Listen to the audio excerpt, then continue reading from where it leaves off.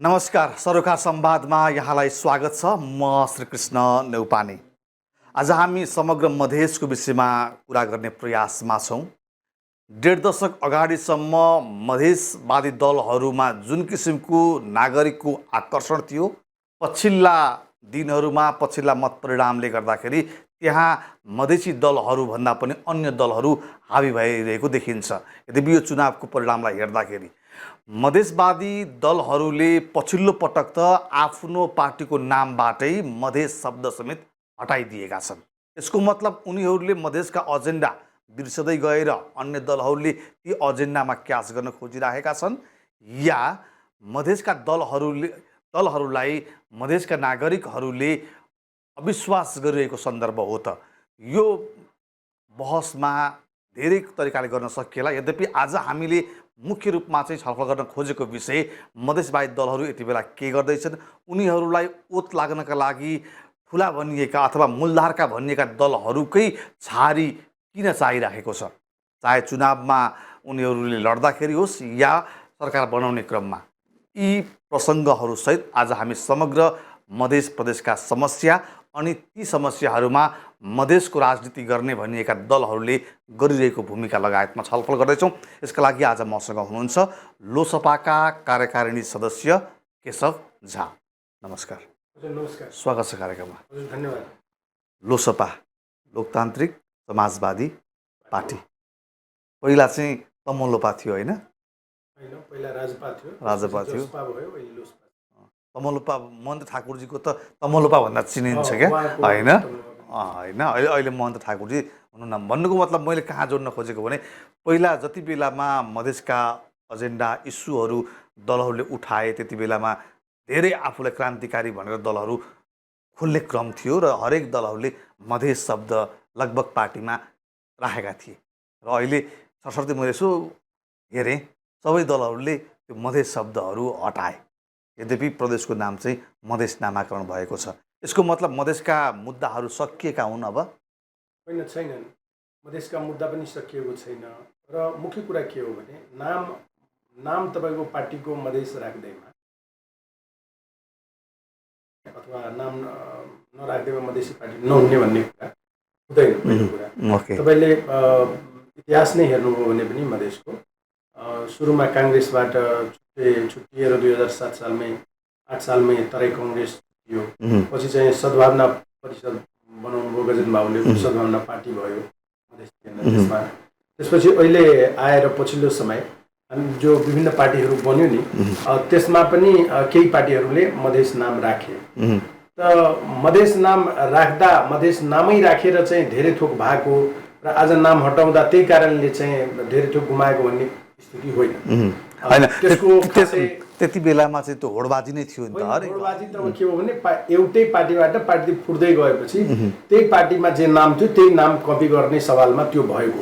तर नयाँ नाम राख्दाखेरि त्यस महिनामा सबैले चाहिँ अहिले सबैलाई चाहिँ सबै अटाउन सक्ने खालको परिस्थिति निर्माण होस् भनेर त्यस्तो भनेको मतलब चाहिँ क्षेत्रीय पार्टीबाट अझ माथि उठ्ने प्रयास। क्षेत्रीय पार्टी होइन। तपाईँले एउटा कुरा के बुझ्नु पर्यो भने हाम्रो नेपालको संविधानमा क्षेत्रीय पार्टीको कन्सेप्ट छैन होइन? पहिला पनि थिएन, अहिले पनि छैन। त्यस कारण क्षेत्रीय पार्टी भन्ने कुनै छँदै छैन। हामीले उठाएका जम्मै मुद्दाहरू राष्ट्रिय मुद्दाहरू हुन् होइन? हामीले उठाएको कुनै पनि मुद्दा त्यहाँको मधेसको मूलवासी मधेसी जनताको लागि मात्रै भनेर कुनै मुद्दा हामीले उठाएका छैनौँ। यो पछिल्लो समयमा तपाईँले भने जस्तै मधेसै नाम किन राखिएन भन्ने कुराको सवाल के हो भने जस्तै मधेस एउटा यस्तो भूगोल हो अहिले जहाँ कि पहाड हिमाल तराई सबैको मान्छेहरू त्यहाँ बस्छन्। त अब सबैलाई समेट्न पर्यो। आज मानव 8 जिल्लाको मधेस प्रदेशै हुँदा पनि त्यो त्यहाँकै जनघनत्व हेर्नुभयो भने त्यहाँ त अब सबै बस्छन्। त्यस कारण सबै बस्ने हुनाले सबैलाई अटाउने खालको चाहिँ एउटा वातावरण हो, सबैलाई चाहिँ आफ्नोपन फिल हुने खालको काम गर्नलाई यो गरिएको। यो गर्दै गर्दाखेरि मधेसी अथवा मधेसका मुद्दाहरू बिर्सिएको भन्ने सवाल पनि होइन, अथवा अन्य उत्पीडित जाति समुदायहरूको मुद्दा बिर्सिएको भन्ने कुरा होइन। सबै माग मुद्दाहरू हामीले उठाएका जिउका तिउँ छ। बरु हामीसँग छल गरिएको छ, हामीसँग छल भएको छ, हामीलाई चाहिँ धोका दिने काम भएको छ। हामीसँग बारम्बार वार्ता गरेर संवाद गरेर समझदारीहरू गरेर कसले सरकारले चाहिँ पुरा गरेको छैन। मतलब ठुला भन्नेका दल जो सरकारमा गए जो सरकारमा गए तिनीहरूले हाम्रो सहमति हरेक समयमा सरकारसँग भएको छ र सरकार भनेपछि त्यो राज्यले जिम्मेवारी वहन गर्नुपर्ने हो। तर राज्यले हामीसँग बारम्बार धोखाधडी गरिरहेको छ। धोखाधडी गरेको पनि भन्नुहुन्छ, अनि फेरि सँगसँगै तपाईँहरू कुनै न कुनै सरकारसँग त सहभागी पनि भइराख्नु भएको छ। कुनै न कुनै सरकार अहिले पनि तपाईँ सत्तारूढ दललाई भन्छु म तपाईँलाई। ठिक छ, तपाईँले भनेको सत्तारूढ दल नै हो। अब चुनाव लडिसकेपछि सत्तामा त जानै पर्छ, त्यो बाध्यात्मक स्थिति पनि छ। सरकारमा पनि आफै बस्ने अनि सरकारले गरेन पनि भन्ने फेरि होइन, यस्तो हुन्छ सरकारमा तपाईँ जाँदैमा तपाईँको सरकारको सबै माग पुरा भयो भन्ने होइन नि। जस्तो उदाहरण भन्छु कि अब जस्तै परीक्षा दिन्छ मान्छेले, अब परीक्षामा भाग लियो भन्दैमा 100% नै लेखेर आउन सक्छ त? सक्दैन नि। परीक्षामा भाग लिने मान्छे फेल पनि हुन्छ। अनि कहिले काहीँ त मुद्दालाई अलिक अझ बलियो बनाउनको लागि सरकार छोडेर चाहिँ तपाईँहरूले खै त्यो किसिमले नागरिकले बुझ्ने गरी त्यो माग दाबी गरेको त? हामीले सरकार छोडेर बाहिर बसेको हजुरलाई थाहा छ कि छैन? कुनै बेला सन्दर्भ नमिल्दाखेरि होला लगभग तपाईँहरू कुनै न कुनै रूपमा सरकारमा त भइराख्नु भएको छ। 10 वर्ष 2069 सालदेखि 2079 सालसम्म 10 वर्षसम्म हाम्रो पार्टी सरकारभन्दा बाहिर बस्यो। माग मुद्दा पुरा नहुन्जेलसम्म हामी चाहिँ सरकारमा जाँदैनौँ भनेर हामी बाहिर बसेको। तर कहीँ न कहीँ सहकारिता गर्नु पनि, चाहे चुनावी नाममा होस्, चाहे चाहिँ उभिने ठाउँमा होस्। थिएन, तपाईँले हेर्नुहोस् हामी कहीँ पनि थिएन। योभन्दा अगाडि तपाईँहरू चुनावमा जाँदाखेरि सरकारमा हुनुहुन्थ्यो नि? थिएनौँ होइन, तर तपाईँको गठबन्धन चुनावमा जाने बेलामा त फेरि कङ्ग्रेससँग भयो। होइन, यो चुनाव यसपालिको चुनावमा हामीले सहकार्य गर्यौँ होइन। हामीले गर्यौँ भन्दा पनि खासमा लोकसभा र जसपा नमिलुन् भनेर काङ्ग्रेस र एमालेहरूले षड्यन्त्र गरेर दुईलाई दुईतिर छुट्याएर, किनभने लोकसभा र जसपा मिलेर चुनाव लड्न पाएको भए फेरि तिनीहरूको त्यो काङ्ग्रेस एमाले माओवादी पार्टीहरू त्यहाँ परास्त हुने स्थिति बन्थ्यो। बडा षड्यन्त्रपूर्ण तरिकाले हामीलाई चाहिँ छुट्याउने काम हो। नेताहरूले यो कुरा बुझ्न सकेनन्, जस कारणले चाहिँ अहिलेको जस्तो परिणाम आएको हो। यद्यपि त्यहाँ लोकसभा र जसपा मिलेर जाने स्थिति भइदिएको भए आजको जस्तो परिणाम हुन्थेन। यस अगाडि जस्तो परिणामहरू थियो त्यस्तै यदि एजेन्डाहरू मधेसका साझा हुन्थे भने तपाईँहरूलाई अर्को कसैले चाहिँ छुट्याउँदा छुट्टिने, मिलाउँदा मिल्ने अर्को शक्तिबाट परिचालित हुनुहुन्छ त? हेर्नुहोस्, यो शासित समुदायको मेन्टालिटी र शासक समुदायको मेन्टालिटीमा धेरै अन्तर हुन्छ। शासित समुदायको सयौं सङ्ख्या हुन्छ, असङ्ख्य सङ्ख्याहरू हुन्छ, समस्याहरू हुन्छ। त त्यो धेरै समस्याहरू हुने हुनाले कसको कहाँनिर चाहिँ इन्ट्रेस्ट मिट गर्छ र त्यो त्यतातिर भाग्ने स्थिति बन्छ, बुझ्नुभयो? त्यसकारण शासित समुदायवाला जो नेतृत्व गरिरहेको पार्टी हुन्छ नि, त्यसलाई चाहिँ फसाउन सजिलो छ यो राज्यधारीहरूलाई। त्यस महिनामा चाहिँ हाम्रो नेताहरू चुकेकै हो, फस्दै जानुभयो हो, यसमा फस्दै गएकै हो। यसमा चाहिँ सम्लेर आफ्नो स्थिति बुझ्नु पर्थ्यो। यहाँले भने जस्तो एजेन्डाहरू हाम्रा मिल्छ, विचारै मिल्दैन। किनभने एजेन्डा मिल्छ, चाहे जसपाको लोसपाको एजेन्डा मिल्छ, विचारै मिल्दैन। विचार मिल्दैन भने किन भनेपछि उहाँहरू चाहिँ कम्युनिस्ट शैलीमा काम गर्नुहुन्छ, हाम्रो चाहिँ डेमोक्रेटिक प्र्याक्टिसमा हामी काम गर्छौँ। उहाँहरूको क्याडर बेस पार्टी हो, हाम्रो चाहिँ मास बेस पार्टी हो। त विचारधारा मिल्दैन। विचारधारा नमिल्ने हुनाले हामीले सर्ट टाइमको लागि बेला बेलामा चाहिँ कार्यगत एकताहरू गरिरहेका हुन्छौँ। कार्यगत एकताको लागि अहिले पनि खुला छ, हामी जहिले पनि काम गर्न तयार छौँ। कुनै बेला प्रदीप गिरीले एउटा भन्नुभएको थियो, हामी सब मधेसी हौँ, यद्यपि मधेसी हौँ तर एकमत छैनौँ। होइन, यस्तो छ, अब एकमत छैनौँ भन्ने कुरा के हो नि, एजेन्डामा त एकमतै छौँ। एजेन्डामा कसैको कार्यशैली चाहिँ मिलेन हो, एजेन्डामा सबै एकै छौँ। खालि चाहिँ कार्यशैली मिल्दैन, विचारधारा पनि मिल्दैन। त्यसले गर्दा मात्रै छुट्टै छुट्टै बस्नुपर्ने स्थिति भएको छ। हामीले त अझ त्यो मामलामा अझ 2 स्टेप अगाडि बढेर हामीले त उदारतापूर्वक आफ्नो सबै पार्टीहरू मर्ज गर्दै गर्दै गर्दै गर्दै सबै समर्पण गरेर हामीले पार्टी एकता गर्दै अगाडि बढेको हो नि त। हामी आफ्नो कार्यशैलीलाई छोडेर पनि आफ्नो विचारधारालाई पनि साइड गरेर ल ठिकै छ यो माग मुद्दाहरू सम्बोधन गराउने सवालमा चाहिँ यो हामी चाहिँ एकै हुनुपर्छ भन्ने र त्यो जनताको कुरालाई सम्बोधन गर्ने गरी नै हामी अगाडि बढेर चाहिँ बढेको हो नि त। तर चाहिँ जोसँग हामीले एकता गऱ्यौँ ती साथीहरूले त्यसको मर्म बुझ्नु भएन। उहाँहरूले नै के गर्नुभयो त, हामीसँग चाहिँ छुट्टिने बहानाहरू खोज्नुभयो, छुट्टिनलाई निर्वाचन आयोग जानुभयो, छुट्टिने परिस्थिति बन्यो। जबकि यहाँ चाहिँ हेरिएको कुरा के हो भने हामी एमालेसँग सहकार्य गऱ्यौँ भनेर चाहिँ पार्टी फुटाउन खोजिएको निर्वाचन आयोग गएको हो। तर जब के भन्छ काङ्ग्रेसको सरकार बन्यो अनि हामीले बाहिरबाट समर्थन त गरिदिएकै थियो, एमालेलाई त छोडिदिया हो। छोडिदिएपछि पनि त्यो पार्टी विभाजनको लागि अग्रसर हुनु हुँदैन थियो। तर उहाँहरू चाहिँ त्यसरी हुनुभयो, त्यसलाई चाहिँ उहाँहरूले गल्ती मान्नुहुन्छ। गल्ती त दुवैतिरबाट भएको छ। अब यो तपाईँहरूले गर्ने गल्ती, तपाईँहरू बिचको बेमेलले त मधेसका नागरिकहरू चाहिँ कहिलेसम्म उत्पीडनमा रहिरहने, उनीहरूका एजेन्डा अब सम्बोधन चाहिँ कसले गरिदिन्छ यस्तो छ कि हामी एक भइरहँदा पनि, एक भएर जाँदा पनि माग मुद्दा सम्बोधन भएन। किन भएन भनेपछि हामी एकै भएर जाँदा पनि त मधेसीहरूले हामीलाई भन्दा बढी भोट काङ्ग्रेसलाई दिए, हामीले भन्दा बढी भोट चाहिँ एमालेलाई दिए, हामीभन्दा बढी भोट माओवादीलाई दिए। त जब भोट हामीभन्दा बढी मत चाहिँ अधिकार नदिने पक्षलाई दिएपछि अधिकार कहाँबाट पाउँछ त? त्यसो हो भने 30% ठ्याक्कै मधेसको जनसङ्ख्या छ, 30% मधेसी जनताले कुनै मधेसवादी पार्टीले एकै ठाउँमा भोट हालिदियो भने कुनै एउटालाई हालिदियोस्, जसलाई मनपर्छ, जसको नीति सिद्धान्त, जसको विचार मनपर्छ उसैलाई हालिदियोस्, कुनै एउटा पार्टीलाई हालिदियोस् त कसरी माग मुद्दा सम्बोधन हुँदैन? कुनै बेला त हालेको जस्तो 52 सिटसम्म सङ्घीय फोरमलाई, सुन्नु, सङ्घीय फोरमलाई 52 सिट त्यहीँबाट दिएको, तपाईँहरूलाई पनि 30-32 कति 22 कति थियो। म भन्दैछु यहाँलाई दिएको होइन, के भएको हो त्यो भन्दैछु। हामीलाई चाहिँ यस अगाडि गजन बाबुले पार्टी चलाइरहँदा मधेसबाट चाहिँ जम्मा 3% मत प्राप्त गर्नुहुन्थ्यो उहाँले। 64 र 70 को चुनावमा संविधान सभामा हामी जब 64 मा 3वटा पार्टी भएर चुनाव लड्यौँ र 70 मा 13 वटा पार्टी भएर चुनाव लड्दा 12-13% मत हामीले प्राप्त गर्यौँ। जम्मा पर्सेन्ट हेर्नुहोस् है, 74 को चुनावमा हामी मिलेर जाँदाखेरि जम्मा 9.5% मत प्राप्त गर्यौँ। कहाँ 30%? यसपालि झन् चाहिँ घटेर कम भएको छ त, कहाँ हामीले 30% मत प्राप्त गरेका छौँ? हामीभन्दा बढी मत त भनेपछि तपाईँहरूलाई विश्वास नगर्नुको कारण चाहिँ के हो? विश्वास नगरेको होइन, के गरेको त? के हुन्छ भने चाहिँ मैले सुरुमै भने कि शासित समुदायहरूको धेरै समस्या हुन्छ। त्यो धेरै समस्या हुनाले र त्यहाँ चाहिँ अगाडि फ्रन्ट लाइनमा बस्ने बढी अवसरवादी हुन्छ, लड्न खोज्दैनन्। यो हामीले सत्ता प्राप्ति गर्न खोजेको हो नि त, हामीले यो सत्ताको सङ्घर्ष, शक्तिको सङ्घर्ष हो नि त। शक्ति भन्ने कुरा चाहिँ शक्तिले नै विस्थापित हुन्छ। त यस्तो सोच राखेर यसरी अठोटका साथ लड्ने मान्छे एकदम कम हुन्छ। तपाईँ लडेर युद्ध चाहिँ जित्ने स्थिति भयो भने त्यसपछि त्यता काङ्ग्रेसवाले माओवादीमा लागेकाहरू पनि सबै भागेर यतातिर आउँछन्, नभए त अवसरका लागि त्यहाँ बसिरहन्छन्। र मधेसको माग पुरा नहुनुको कारण अथवा कुनै पनि उत्पीडित जाति समुदायको माग पुरा नहुनुको प्रमुख कारण नै के हो भने ती समुदायका व्यक्तिहरू यो राज्यधारीवाला जो पार्टीहरू छन् नि, जसले उसलाई अधिकार दिन चाहेको छैनन्, तिनीहरूसँग नै मिलेर व्यक्तिगत लाभ उठाइरहेको कारणले गर्दा नै अहिलेसम्म जति पनि यो आन्दोलनहरू छ त्यो असफल भएको छ। तपाईँहरूका कमजोरी कारण चाहिँ होइन। अनि सुन्नुहोस् न त, हाम्रो कमजोरी भइदिएको भए यहाँले भन्नुहोस् न कि हामी त सधैँ आफ्नो माग मुद्दा त एकदम दृढताका साथ अगाडि बढाएका छौँ नि। विश्वास आर्जन गर्न सक्नु भएन, विश्वास आर्जन भएन। यसलाई विश्वास सङ्कट भन्दैन।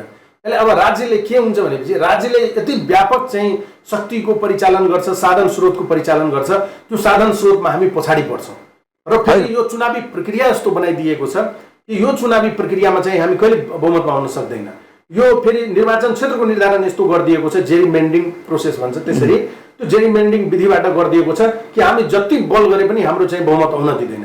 त्यसैले एकदम जाल झेल गरेर षड्यन्त्रपूर्ण तरिकाले यो उत्पीडित जाति समुदायहरू चाहिँ अगाडि बढ्न नसकुन्, यिनीहरूको बहुमत नआओस्, यिनीहरूले चाहिँ आफ्नो कुराको लागि दबाब नदिउन् भनेर त्यसरी चाहिँ सबै कुरा बिगारेको। नभए त जनजाति पनि यो देशमा उत्पीडितै छ, मधेसी पनि उत्पीडित नै छ। मधेसी र जनजाति मात्रै एक ठाउँमा उभिदिने हो भने त 2/3 मत आउँछ त, दुवैको समस्या समाधान हुन्छ।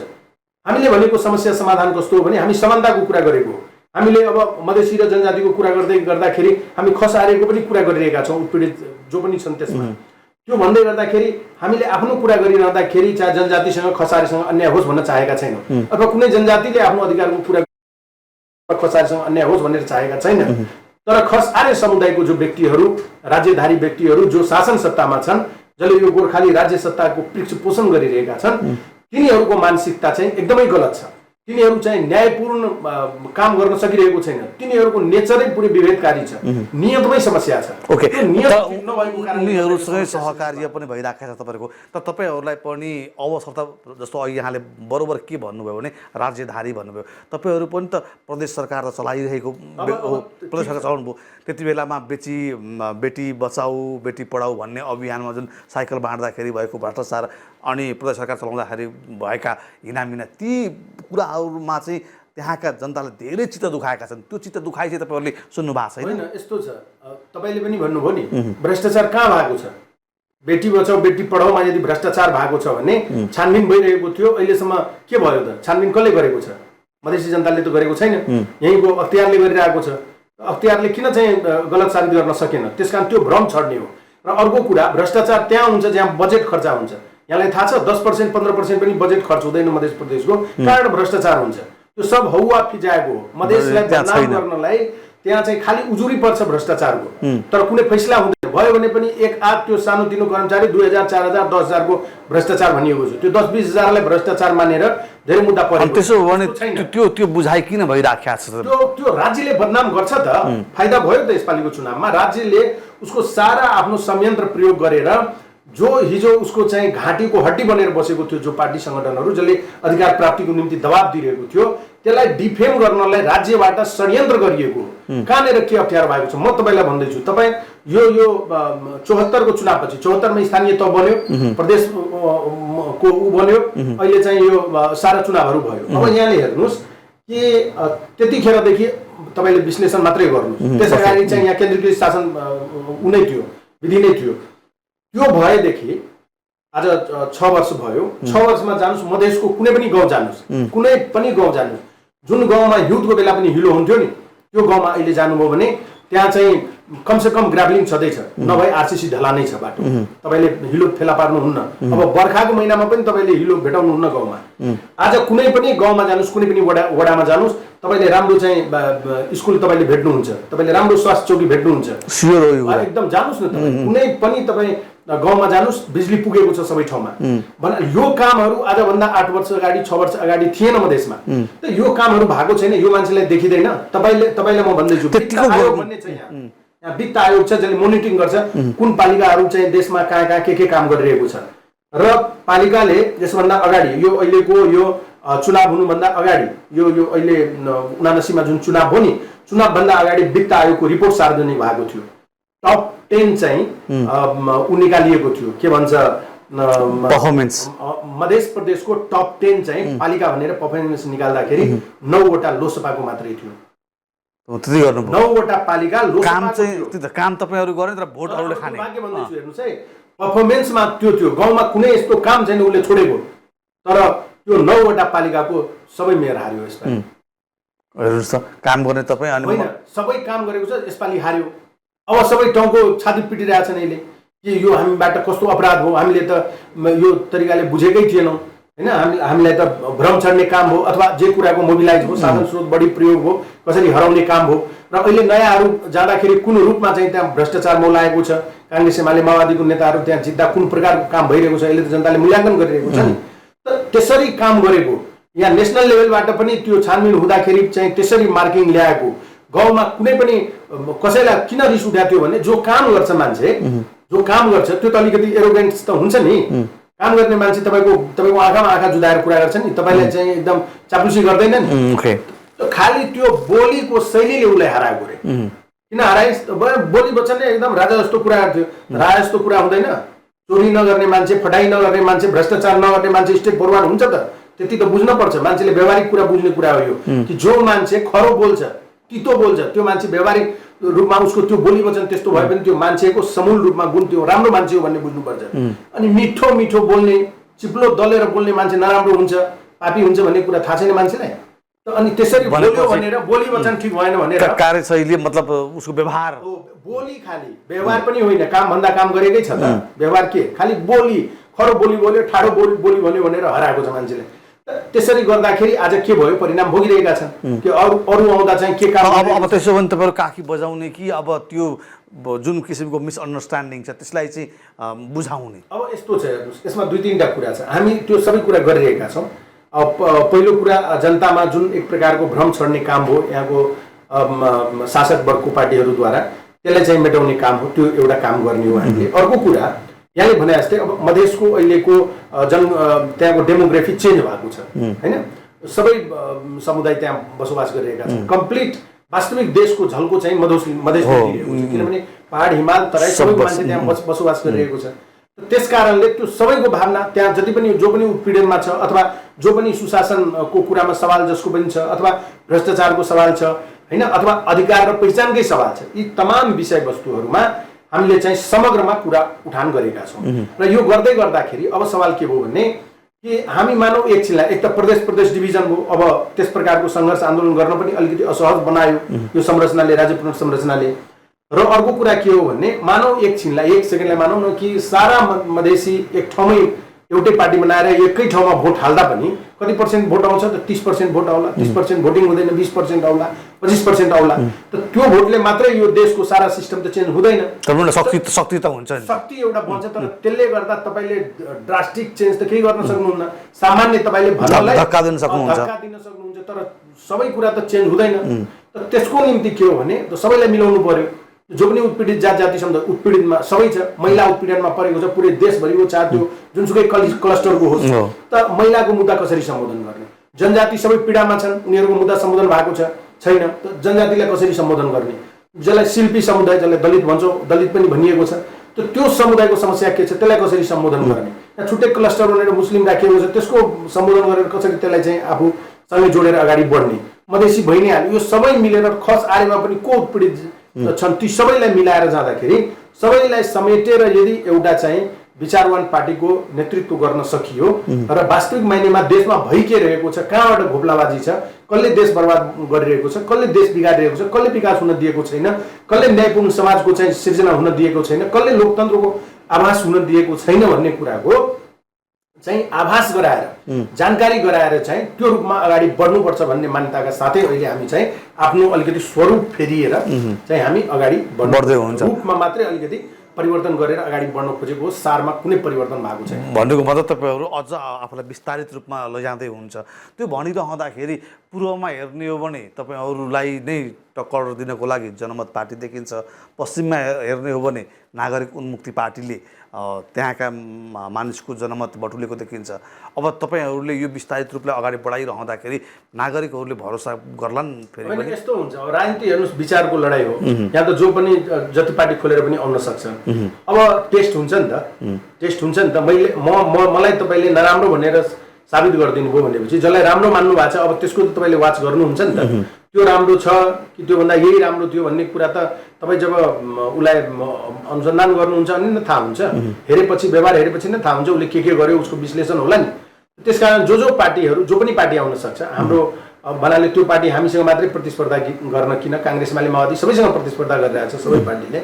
त्यसो गरिरहँदाखेरि अब उनीहरू के गर्छन् त भन्ने कुरा त जनताले हेरिरहेका छन् नि। 7-8 महिना भइसक्यो। जनताले चाहिँ प्रयोग मात्रै गर्ने पर्ने भयो, कहिले पनि उपभोग गर्न चाहिँ नपाउने भयो। प्रयोगशाला भइराखे नागरिकहरू। जनतामा पनि एउटा कुराको चेतना आउन जरुरी छ। हेर्नुहोस्, जसलाई पायो उसैलाई जिताइदिने, जसलाई पायो उसैलाई भोट दिएर पठाइदिने, एउटै व्यक्तिलाई 10 चोटि जिताएर के गर्नु त? बा त्यसले पो गर्छ कि बा यसले पो गर्छ कि यसले गरेन यसले पो गर्ला कि? नागरिकमा त त्यो छ नि त। हरेक ठाउँमा, हरेक निर्वाचन क्षेत्रमा 10-15वटा उम्मेदवार हुन्छ, त्यसमा एउटा निष्ठावान उम्मेदवार हुन्छ नि, इमानदार उम्मेदवार हुन्छ नि। चाहे जो पार्टीको भोटिङ प्याटर्न केमा गएको छ? जात हेरेर भोट गरिदिन्छन्, धर्म हेरेर भोट गरिदिन्छ, पैसा हेरेर भोट गरिदिन्छन्, अनि त्यसले चाहिँ गडबड ल्याउँदैन। भनेपछि नागरिक सचेतना पनि, नागरिक सचेतना पनि उत्तिकै जरुरी छ मैले भनिरहेको। किनकि त्यो आखिर यो नेताहरू पनि त्यही समाजबाट आएको न हो। समाजको जे चरित्र छ, समाज फटाइ गर्छ भन्ने त त्यहाँको जनता त्यो रूपमा प्रस्तुत हुन्छ भने त त्यहीबाट आएको त्यो नेता कहाँबाट चाहिँ प्रकट भएको जस्तो सर्वगुण सम्पन्न हुन्छ त? त्यही समाजको प्रतिनिधि नै हो। चरित्र हुन्छ, त्यही चरित्र न नेतामा पनि हुन्छ। नेतामा चाहिँ फरक प्रकारको चिन्तन गरेर त भएन नि। समाजको चरित्र सुधारौँ, नेताको चरित्र आफै सुधारिन्छ। व्यवस्थाहरू, सिस्टमहरू फेरौँ, आफै सारा कुराहरू गतिशील हुन थाल्छ। अब तपाईँले, मैले काहीँ तपाईँले भनेको सुनेको थिएँ, यो जुन निर्वाचन हाम्रो पद्धति प्रणाली छ, यो यसलाई पुनरावलोकन गर्नुपर्छ भनेर त अरू दलहरूले पनि लगभग हामीसँगको संवादमा पनि कुरा उठाउँदै आउनु भएको छ। यो निर्वाचन प्रणालीबाट चाहिँ तपाईँले भने जस्तो कहीँ कसैले पनि न बहुमत ल्याउँछ, यो सधैँभरि अस्थिर राजनीतिको एउटा खेलोमेलो गर्ने काम मात्रै हुन्छ निर्वाचन प्रणाली। एकदम सही भन्नुभयो। अब यो निर्वाचन प्रणालीको सवालमा के कुरा भयो भने अहिलेको जे व्यवस्था छ नि, अहिले हाम्रो देशमा मिश्रित निर्वाचन प्रणाली चलिरहेको छ। मिश्रित निर्वाचन प्रणालीमा पनि त्यो सिद्धान्त विपरीत काम गरिएको छ। यो प्रत्यक्षतर्फ चाहिँ बढी पर्सेन्ट राखिदिएको छ र समानुपातिकतर्फ कम पर्सेन्ट राखिदिएको छ। मिश्रितमा त्यो गर्नु हुँदैन। मिश्रित गर्ने हो भने त समानुपातिक बढी र प्रत्यक्ष कम हुन्छ, जसरी कि 64 र 70 को चुनावमा हाम्रै देशमा थियो। त त्यो व्यवस्था उल्टाइदिएपछि यसबाट एकदम इररहरू आइरहेको छ, एउटा कुरा। तर यो समग्रमा यो मिश्रित प्रणाली नै खराब हो। अथवा यो एपीटीपीवाला सिस्टमै खराब हो। एपीटीपीबाट प्रत्यक्ष जिताएर पठाएको मान्छेहरूमा एकजना राम्रो मान्छे चुनिएर आउँदैन। एकजना राम्रो मान्छे आएको भए हुन्थ्यो नि, एकजना राम्रो मान्छे तपाईँले पाउनुहुन्न, एकजना भिजनरी मान्छे आएको छैन।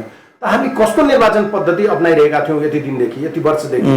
यो यो यो हामी चाहिँ डेमोक्रेसीको नाममा के चाहिँ हामीले युरोपियनहरूको के कपिकेट गरेर कस्तो प्रणाली अवलम्बन गरेका छौँ? तपाईँलाई थाहा छ कि बहुमतले नै हो शासन गर्ने। त तपाईँले बहुमतले शासन गर्ने भनेपछि सबै ठाउँमा त्यो मान्यता लागू हुन पर्यो नि। 10% भन्दा कम ल्याएको छ, हेर्नुहोस्, मत जितेको छ, उसले 90% माथि शासन गर्छ सांसद, होइन? जो एभरेज जितेको छ त्यो 20% 25% भन्दा बढी मत ल्याएको छैन, कसरी उसले 75% 80%लाई शासन गर्न मिल्छ? त्यो कुन प्रकारको बहुमत? पूर्ण समानुपातिकमा गयो ठिक हुन्छ? त्यो त एकदम फल्ट कुरा हो नि। त्यो त डेमोक्रेसीको नाममा यसलाई सुधार कस्तो किसिमको पद्धति अप्नाउने? त्यसैले अब यसको अरू ड्रब्याक्सहरू पनि छ। यसको एक त त्यो निर्वाचन प्रणालीबाट एकजना राम्रो मान्छे जनताले चुनेर पठाइरहेका छैनन्, सबै जो जोगी आदमी कानै चिरेका छन्। एउटा त्यो सबभन्दा नराम्रो, त्यसको ड्रब्याक्स सधैँ छ। अर्को चाहिँ सबभन्दा नराम्रो कुरा पैसाको व्यापक अपचलन भएको छ। मैले निर्वाचन आयोगमा बसेर यो कुरा भने कि तपाईँहरू यहाँ आएर एउटा सिलिङ तोक्नुहुन्छ नि, तर खर्च त धेरै गरिरहेको छ। केही नगर्ने अनि सिलिङ एउटा तोकेर हुन्छ त नि? एउटा वडा जित्नलाई मान्छेले 25 लाख खर्च गरिरहेछ। एउटा गाउँपालिकाको मेयरले चाहिँ 1.5 करोड गर्छ, नगरपालिकाको मेयरले 2-3 करोड गर्छ, उपमहानगरको 5 करोड गर्छ, महानगरपालिकाको 10 करोड खर्च गर्छ। अपवाद छ 1-2वटा जहाँ खर्च भएको छैन होला, नभए एभरेज यही हो। अब जहाँ चुनाव जित्नलाई यो लेभलको खर्चा छ त्यहाँ भ्रष्टाचार नभए के हुन्छ? भ्रष्टाचार सुरुवात नै तपाईँको चाहिँ सुरुवातै गडबड हो नि। त्यसमा सबै मिसियो नि, नेता पनि मिसियो, जनता पनि मिसियो नि। जहाँको सुरुवातै यस्तो छ त रिजल्ट कहाँबाट राम्रो आउँछ? तपाईँले कटहरको बिउ छरेर आँप फलाउन सकिन्छ त्यसमा? त्यसो तपाईँको सुझाव के हो त? म त्यही भन्दैछु। अर्को सबभन्दा ड्रब्याक्स के हो भने यसमा पैसाको व्यापक खर्चा छ, त्यसलाई रोक्छ, जस कारणले जोसँग जोडिएको प्रत्यक्ष रूपमा भ्रष्टाचार छ त्यो एउटा कन्ट्रोल हुन्छ। दोस्रो कुरा, सुशासन पनि त्यहीसँग जोडिएको छ। तेस्रो कुरा, चौथो कुरा, महत्त्वपूर्ण कुरा के हो भने यसले समाज विभाजन गरिदिन्छ। समाज जब चुनाव आउँछ नि अनि जातको नाममा विभाजन हुन्छ, धर्मको नाममा विभाजन हुन्छ, भोट दिनलाई चाहिँ के हुँदैन। त त्यसरी हाम्रो सोसाइटी भनेको, नेपाली समाज भनेको सबै मिक्स सोसाइटी हो। सबै जात जाति एउटै गाउँमा मिलेर बसेको हुन्छ, तर चुनाव आउँदा सबै एकअर्काको दुश्मन हुन्छ। 5 वर्ष लाग्छ त्यो घाउलाई मलम लाउनलाई। फेरि बल्ल बल्ल त्यो मलम लागेको हुन्छ है, त्यो ऊ भएको हुन्छ अनि ठ्याक्कै चुनाव आउँछ, फेरि डिभिजनमा जान्छ। यसले यो सबभन्दा समाज विभाजन गरिरहेको छ। समाज रहेन राजनीति गर्ने हो, समाजलाई बर्बाद गरेर कस्तो राजनीति गर्ने?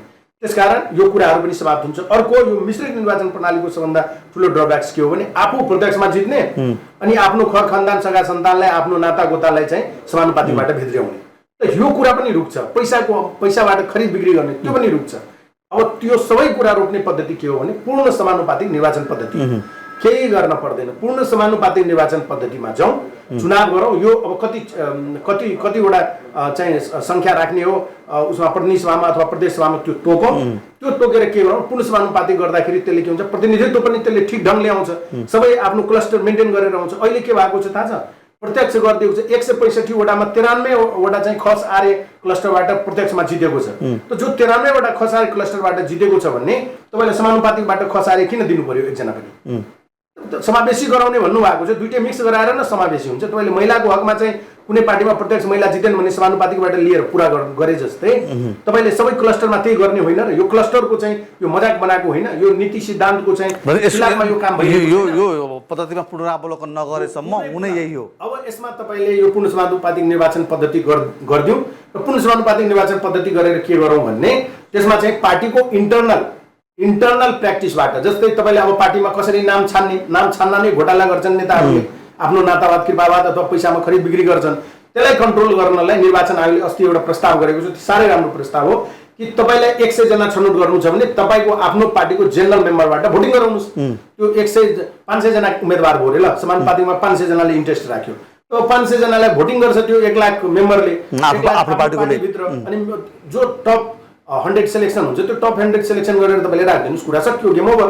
त्यसरी गर्दा तपाईँले यो चलखेल पनि गर्न मिलेन, हेजिमोनी पनि कायम रहेन, त्यो सबै एकदम विधि प्रक्रियाबाट हुने भयो। त्यसकारण त्यो हुन्छ। त्यसरी तपाईँ लिएर आउनुहोस् अनि क्लस्टर पनि ठ्याक्कै म्यानेज भएको हुन्छ। पैसा जुन यति बढी खर्च भइरहेको छ अब व्यक्ति उम्मेदवार हुँदा न सबैले जनताले पनि आश गर्छ सबैले गर्दा पार्टी उम्मेदवार हो अब कुनै व्यक्ति तपाईले खर्च गराउनु त भएन मान्छेले पनि बुझ्छ अब त पार्टी उम्मेदवार छ यो सिस्टम चेन्ज भइसक्यो यसमा कहाँबाट पैसा त्यो समाजको त्यो त्रुटि पनि हो त्यसलाई त्यो खराब चरित्र त्यसलाई सच्याउनु पनि पर्ने छ त्यसले त्यो पनि नियन्त्रण हुन्छ हैन कार्यकर्ताको आशा पनि हुँदैन आशा पनि मात्रै गरेर साध्य छैन अब यस सँगसँगै जोडिएको विषय फेरि शासकीय स्वरूप हो के शासकीय स्वरूपमा अब तपाईँ चाहिँ प्रत्यक्ष कार्यकारी प्रमुखमा जानुपर्छ किनकि तपाईँले एकातिर आफ्नो संविधानमा लेख्नुहुन्छ कि सार्वभौम सत्ता र राजकीय सत्ता जनतामा निहित छ त जनताले आफूमाथि शासन गर्ने व्यक्ति त डाइरेक्ट चुन्न पाउनु पर्यो नि उनले चुनेको सांसद एजेन्टले फेरि प्रधानमन्त्री बनाउने यो यस प्रकारको चाहिँ वेस्ट मिनिस्टर मोडेल अनि के जहाँ यो प्रत्यक्ष कार्यकारीको कुरा आउँछ अनि तानाशाह हुँदैन भन्छ सबैले तानाशाह अहिलेको वेस्ट मिनिस्टर मोडेलबाट बनेको प्रधानमन्त्री तानाशाह होइन क्याबिनेटमा के अल्पमत बहुमत हुन्छ र माइनोट गरेर चाहिँ निर्णय हुन्छ र प्रधानमन्त्रीको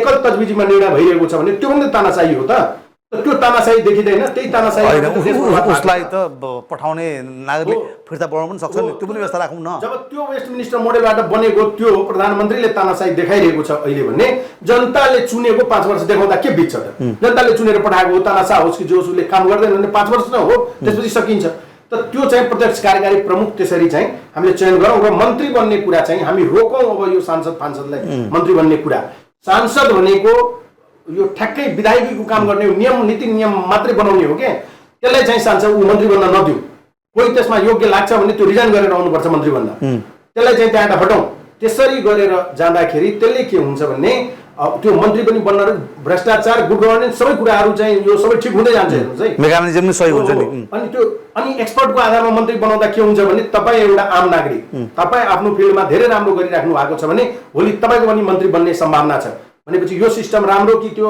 खल्तीबाट निकालेर बनाएको राम्रो के राम्रो त्यो तपाईँ कुनै पनि सेक्टरको जो टप व्यक्ति त्यसलाई ल्याएर बनाउने त्यसरी गरौँ र यो जुन कुनै पनि कार्यकाल छ कुनै पनि पद छ चाहे सांसदको होस् चाहे पार्टीको इन्टरनल पद होस् अथवा मन्त्री प्रधानमन्त्री होस् 2 चोटि भन्दा बढी कोही बन्न नपाउने यो संविधान संशोधन गरेर कानुन बनाएर कहाँ गर्नुपर्छ 2 चोटि भन्दा बढी कसैलाई प्रधानमन्त्री बन्न कुनै पनि पद नदिउँ अथवा कुनै पनि पार्टीको अध्यक्षै बन्न नदिउँ यसरी गरेर जाँदाखेरि र सँगसँगै एउटा क्राइटेरिया अझै थप राखौँ सबै कुरामा हेर्नुहोस् स्पेसलाइजेसन छ यो अहिलेका पुराना नेताहरू शीर्ष नेताहरू रहँजेलसम्म मान्लान् यो कुरा होइन मान्न पर्छ मान्दैनन् भने यिनीहरू हेर्दा यिनीहरूको हातबाट सारा कुरा बर्बाद हुन्छ समाजले अहिले परिवर्तन चाहिरहेको छ यिनीहरू भन्दा राम्रो विकल्प त होइन अहिले आएको नयाँ 1-2वटा पार्टीहरू तर चाहिँ रिसले चाहिँ पनि गरिदिन्छ यिनीहरूलाई बर्बाद गर्नलाई त्यो झन् चाहिँ बर्बादीतर्फ जान्छ त्यो मंजूर छ तर यिनीहरूलाई रिप्लेस गर्ने भनेपछि यो किसिमको बहस चाहिँ तपाईहरु जस्ता पार्टीमा हुने युवाहरूले चाहिँ चलाउनु पर्यो एकदम चलाइरहेका छौं र म त बारम्बार खुल्ला मैले बोलिरहेको छु अन्तर्दलीय संवाद पनि सुरु गर्नु संवादहरू हुनुपर्छ यसरी चाहिँ अगाडि बढाउ देश बनाउनु छ भने सबै जिम्मेवार हुनुपर्छ हेर्नुस् अब यो तेरो मेरो उसको यसको गरेर हुँदैन सबै जिम्मेवार हौ देशको आर्थिक स्थिति चाहिँ एकदमै खराब भइसकेको छ बर्बादीतर्फ गइरहेको अवस्था छ बुझ्नुभयो त्यसकारणले यो तमाम कुराहरूलाई ठीक गर्नलाई यति त्यो निर्वाचनमा अघि मैले कुरा भनिरहेको थिएँ नि निर्वाचनमा अर्को पनि कुरा छ पुनः समानुपातिकमा राम्रो तपाईले बाइ इलेक्सन गर्नु पर्दैन कोही केही भयो मानौ हैन अचानक कोही चाहिँ रिजाइन गरिदियो अथवा कोही डेथै भयो के भयो भने फेरि अर्को राज्यको ढुकी खर्च गर्नु जानु पर्दैन त्यही लिस्टमा एकदम पुरै लाइनमा हुन्छ 101 मा 101 वाला आउँछ त्यो अर्को रिप्लेस हुन्छ त्यसकारणले यो विधि प्रक्रिया पनि एकदम त्यो हिसाबमा राम्रो हो यो अहिले चाहिँ हामीले भनेको प्रत्यक्ष कार्यकारी प्रमुख पनि गरौँ यसले पनि स्थायित्व दिन्छ दुई चोटी भन्दा बढी कसैलाई अवसर नदिउँ त उसको सेन्टर वरिपरि जुन त्यो ठुलो तानाशाह बन्ने सम्भावना छ त्यो पनि समाप्त भएर जान्छ आफै तोडिन्छ अनि यो मन्त्री बनाउने कुरामा सबै नागरिकको सम्भावना रहन्छ जसले जुन फिल्डमा राम्रो गर्छ उसको भोलि मन्त्री बन्ने सम्मको चाहिँ सम्भावना रहिरहन्छ सबै नागरिकलाई एउटा अवसर पनि भयो अनि त्यसपछि चाहिँ देशलाई चाहिँ आफ्नो खुट्टामा उभिने हामी बनाऊ र यसरी चाहिँ अर्काको यो नियम कानुन कपी गरेर मात्रै नगरौँ यो कुन समयमा चाहिँ के बात आएको थियो रे त्यो बात फलो गरेर आफ्नो मौलिक कुरा के हो केही थाहा छैन त्यो सबै कुरालाई छोडेर त्यसरी अगाडि बढ्दाखेरि हामीले सबै कुरा गुमाइसक्यौँ अब चाहिँ आफ्नो मौलिक कुरा के हो हाम्रो संस्कृति के हो हाम्रो कल्चर के हो हाम्रो धर्म के हो हाम्रो वेशभूषा के हो हाम्रो खानपान के हो हाम्रो रहनसहन के हो अहिले तपाईले जति पनि सुझाउनु भयो नि त्यो सबै सकारात्मक छन् अब यो कुरामा चाहिँ अन्तर्दलीय संवाद पनि गर्नु पर्यो भन्ने मेरो चाहना हामी तयार छौँ यसमा यहाँहरूले नेगोसिएसन गर्नु पर्यो राम्रो कुराको लागि त जसले नेगोसिएसन गरे नि हुन्छ नि अब छुट्टै बसेर कोही मान्न तयार छैन भने यहाँहरूले सार्वजनिक रूपमा चाहिँ सुनवाई राखेर चाहिँ विभिन्न पार्टीको चाहिँ नेताहरूलाई राखेर यो कुराको अभियानको यो लिड गर्नु पर्यो यहाँहरूले। भन्छ अहिलेको पद्धति र प्रणालीबाट हामी पुग्ने भनेको कहीँ पनि पुग्नेवाला छैन। अहिलेको पद्धति र प्रणालीबाट देश कहीँ पनि माथि पुग्नेवाला छैन। देश अधोगतितर्फ मात्रै जान्छ। यो अर्काको कपी गरेर त्योपट्टि नक्कल गरेर मनमा पाप राखेर तपाईँले राम्रो कुरा प्रोडक्सन दिनै सक्नुहुन्न, राम्रो तपाईँले चाहिँ कुरा बनाउनै सक्नुहुन्न। त्यस कारणले यो यदि हामीले चाहिँ विश्वमा आफूलाई चिनाउनु छ, नाम गर्नु छ, आफ्नो इज्जत प्रतिष्ठा बनाउनु छ भने पहिला आफ्नो खुट्टामा उभिन पर्यो। खुट्टामा उभिनलाई चाहिँ आफ्नो इकोनोमी जेनेरेट गर्न सक्नु पर्यो। इकोनोमी जेनेरेट गर्नलाई देशको चाहिँ जति पनि राजनीतिक अवस्था छ त्यसलाई ठिक गर्न पर्यो, असन्तुष्टिहरूलाई सम्बोधन गर्न पर्यो र त्यसको निम्ति त्यसपछि देश बनाउनलाई चाहिँ राम्रो सिस्टम चाहिन्छ। राम्रो सिस्टम अवलम्बन गरेर अगाडि बढ्यो भने मात्रै देश बन्छ। हस्, यहाँसँग यो संवादलाई अझ बढाउने रहर हुँदाहुँदै पनि समय सकियो। फेरि पनि हामी कुनै सन्दर्भ पारेर यहाँसँग छलफल गर्नेछौँ। आजलाई भने यो जुन महत्त्वपूर्ण समय दिनुभयो यहाँलाई धेरै धेरै धन्यवाद। हजुर, सरोकार संवादमा आज हामीले समग्र मधेसको राजनीति सँगसँगै अहिलेको राष्ट्रिय राजनीतिमा देखिएका समस्या र ती समस्याका लागि समाधान के हुन सक्लान् त भन्ने विषयमा नै रहेर कुराकानी गऱ्यौँ। यसका लागि आज मसँग हुनुहुन्थ्यो एकजना लोसपाका एकजना कार्यकारिणी सदस्य केशव झा। हवस् त, आजको सरोकार संवाद यति नै। म श्रीकृष्ण नेउपाने बिदा हुन्छु। नमस्कार।